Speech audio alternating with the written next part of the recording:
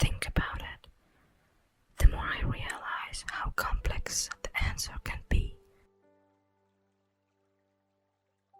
Like, happiness isn't just about those big moments, the milestones of the big achievements. It's about the small things too. The morning coffee you made me today, for instance, that was a tiny sip of happiness.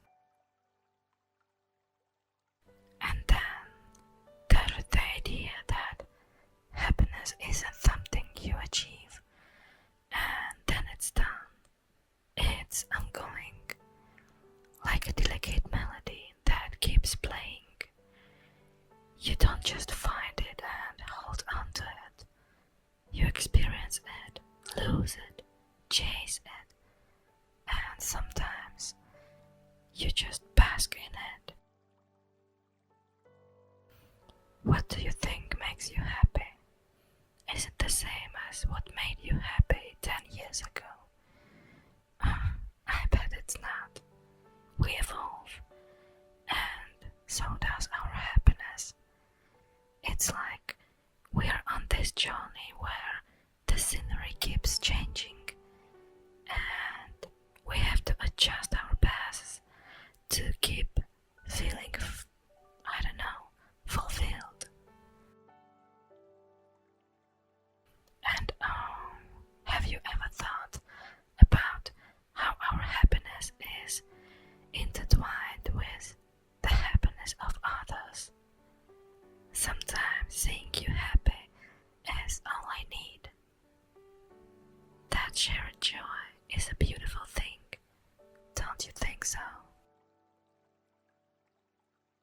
But yeah, of course, there's also the philosophical idea that happiness might just be the freedom from suffering.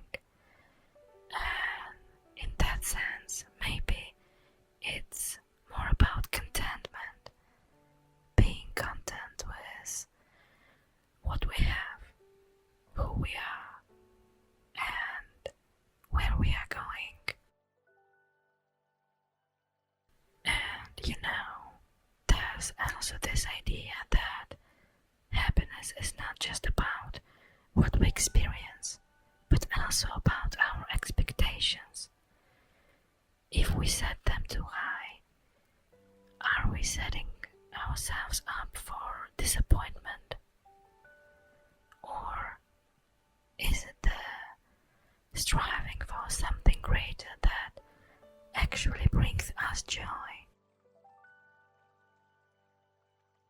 It's like when we plan our vacations, the joy isn't just in the days we spend away, it's in the anticipation, the planning, the dreaming, and sometimes, even when things don't go as planned, we find happiness in the unexpected adventures. The stories we'll tell for years. What do you think about the concept of shared happiness? The way our relationship shapes our feelings of joy and contentment. How much of your happiness do you think comes from our bond, from the laughter we share, the challenges we overcome together? It's so fascinating, isn't it? How deeply connected our emotions are, not just to our circumstances, but to the people around us. How a simple act of kindness from a stranger or a compliment from a friend can lift our spirits. Do you think happiness is something that's best when shared? And then there's the philosophical question about whether happiness is an end in itself or a means to an end. Some say that it's the ultimate goal of life to be happy. Others argue that it's the byproduct of living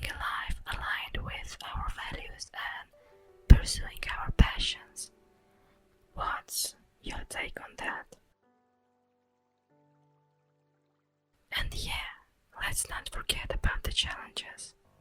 Sometimes I wonder if the struggles are just as important as the victories. They teach us, shape us, don't they? Like how overcoming a tough situation has often brought us closer and made our happiness even more profound once we reached the other side. I think there's beauty in that, in knowing that our happiness is not just a state of being, but a journey filled with learning, growing, sharing and loving. It's not always easy, but perhaps that's what makes it so rewarding. So, my love, as we sit here, contemplating our passes and the many roads we've traveled, how do you feel about where we are? Do you feel like the choices we've made, the life we've built together, has brought you happiness? Or do you think there's more we could explore, more we could learn about what it means to be truly happy? Oh, it's so intricate, isn't it? The philosophy of happiness, woven into the very fabric of our lives. Each thread a story, each color a feeling, and through it all, I find myself grateful, so incredibly grateful for every moment with you, every lesson learned, and every smile shared. What are your thoughts, my love? How do you see our journey together in the vast tapestry of happiness? You know, thinking about all of this, about happiness, about us, it makes me realize how much I want to contribute to your joy. It's not just about my own happiness, but about ours together. I wonder, what can I do to make you even happier? What can we explore or change to enhance our shared journey? Maybe it's about creating more moments just for us, carving out time in our busy lives to simply be together. Perhaps it's planning a little surprise for you, or revisiting places that hold special memories for us. What do you think? What are some things that bring you the most joy that we can do more of? And yeah, it's also about the small, everyday gestures, isn't it? A note left in your lunch, a message just to say I love you, or that extra cup of coffee ready when you wake up. These little acts of love, they are threads in our tapestry, aren't they? They strengthen our bond and build up our reservoir of happiness. I've been thinking maybe we could also try something new together, something we both never done before. It could be a class, a trip, a project, anything that gets us learning and growing together. They say that shared experiences are the building blocks of deep, enduring happiness. What do you think?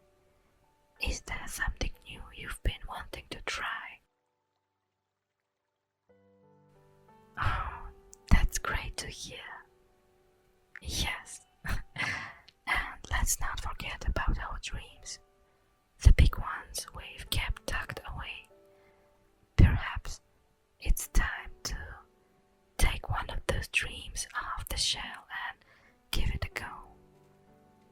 Whether it's a success or not doesn't really matter, does it? It's the journey, the attempt, that will bring us joy and keep our spirits adventurous. But above all, my dearest, I want to be there for you in the ways you need me most, to listen when you need to talk, to hold you when the world feels heavy, and to celebrate with you when life is light. I want to be a source of your happiness as you are mine. So tell me, what can I do right now and in the days to come to make you happier? Let's keep this conversation going. Keep adjusting and adapting, because your happiness is my happiness.